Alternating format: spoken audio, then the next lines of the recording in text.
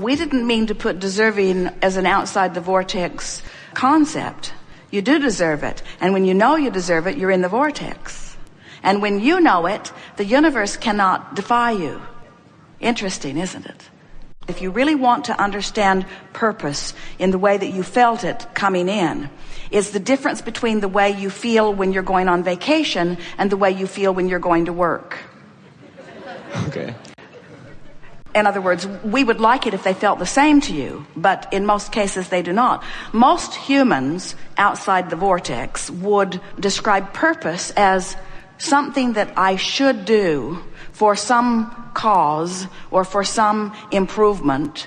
And while they would feel that going on vacation is just to selfishly satisfy their own interests. And we want you to understand that from the non-physical perspective, you must not separate those two. In other words, you don't come forth and become an author or a painter or a sculptor because your planet needs another painting or another book or another sculpture. It doesn't. You come for the joy and the thrill of the process of the evolvement of the painting and the book and the sculpture. You come for the joy of the expansion, you see.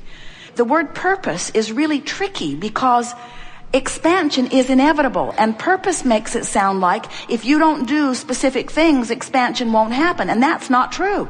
Expansion will happen. Exposure to life causes expansion whether you are purposeful about it or not. In other words, we call that creating by default. Contrast causes you to launch rockets, and the source part of you rides those rockets, and new generations that are born into this time-space reality continue to ride that rocket, and they receive the benefit of the contrast that you've lived. In other words, the expansion is inevitable. So we don't want to say you came for the purpose of expansion because, duh. Esther likes that word. The expansion is inevitable. So let's not call it purpose. You know what your purpose is? Joy.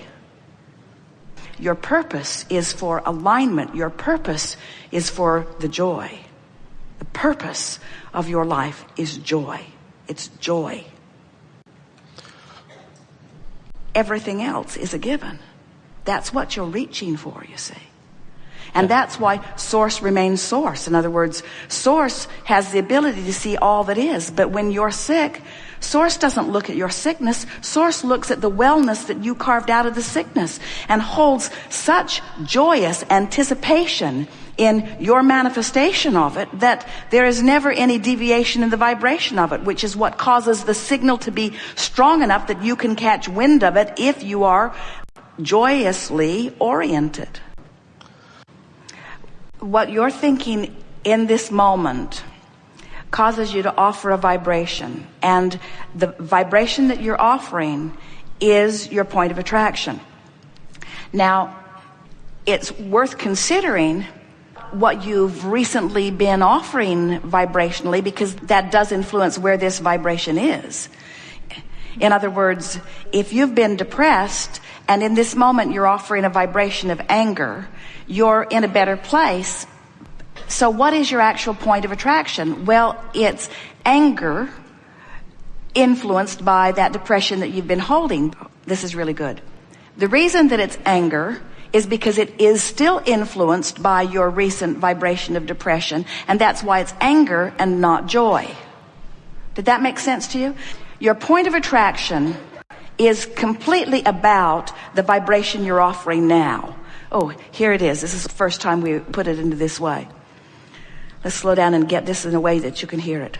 So who you really are, the source within you, is always a factor in your vibration.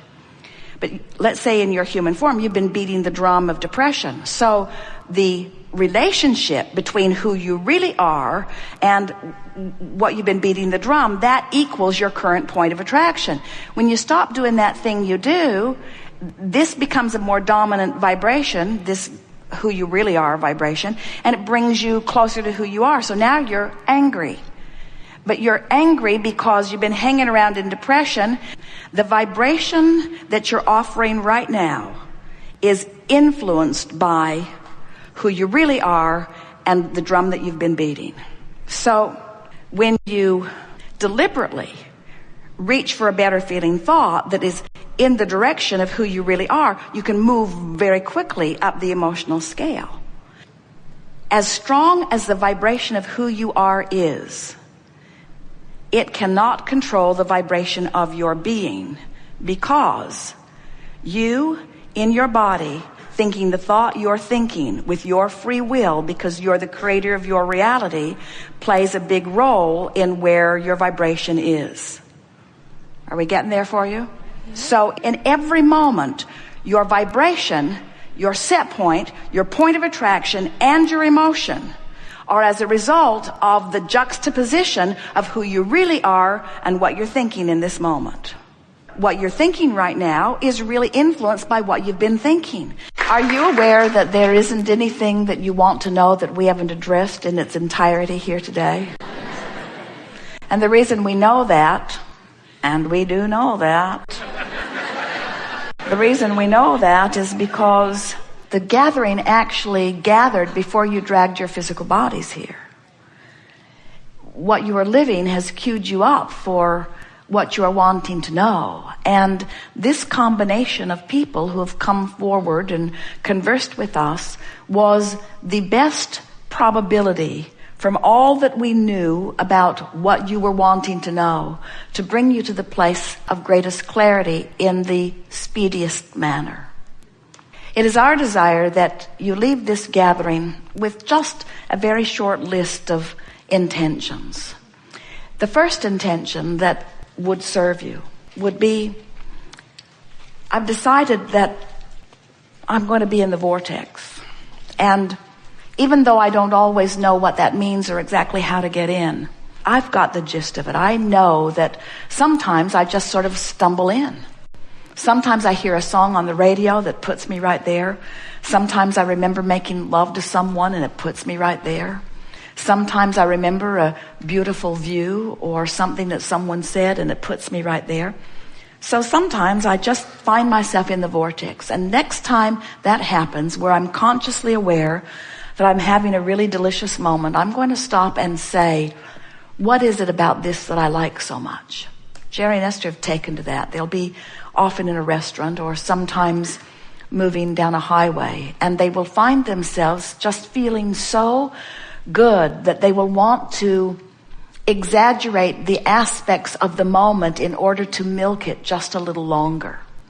Sometimes someone will offer them a compliment or a gift or a letter, and they will talk about it and talk about it and talk about it and talk about it. Sometimes they will read your letter 10 times because it felt so good the first time. Why not do it again? In other words, milking the moment of being in the vortex for the singular intention of practicing the in the vortex vibration. So when you find yourself there and you practice the vibration of it, now you find yourself more often hovering, if not near the vibrational doorway of the vortex. And as you hang around in this vibration of hope, in this vibration of optimism, in this vibration of positive momentum, what happens is your vortex just takes you in again and again and gives you evidence of your alignment, which then you want to talk about and milk further still. If we were standing in your physical shoes and we found ourselves in the midst of negative emotion, we'd poke at it momentarily just to see if we could squeak one more little burst of power from it. And then we would say, I am now finished with this negative feeling and finished with this negative conversation and finished with this negative thought. In other words, we would literally bring ourselves into a position of decisiveness or determination. I'm going to be in the vortex. I'm going to be in the vortex because it's who I was born to be. And I've put so much there already as a result of the life experience that I've lived, that now my best work is from inside the vortex. If we were standing in your physical shoes, interacting with the many people that you have moving in and out of your life, we would decide that we want to be beneficial uplifters to anyone who crosses our path, especially little ones. And we would decide that since words don't teach, and since people are in all kinds of different vibrational proximities to themselves and to us, we would decide that we are going to express our knowing through the clarity of our vibrational projection. We would say things to ourselves. Probably isn't necessary or even a good idea to say it out loud to too many people who don't understand what it all means anyway. But our mantra to ourselves would be, I'm going to radiate my perspective from inside the vortex. I'm going to do 100% of my calling of people when I'm sure I'm in the vortex. I'm going to write 100% of my emails when I'm sure that I'm in the vortex. I'm going to have 100% of the conversations with the people I love, my children, my mate, the people I work with from inside the vortex. And if I am wondering whether or not I'm in the vortex or not, I'm going to hold back and remain silent and look for an opportunity to be in.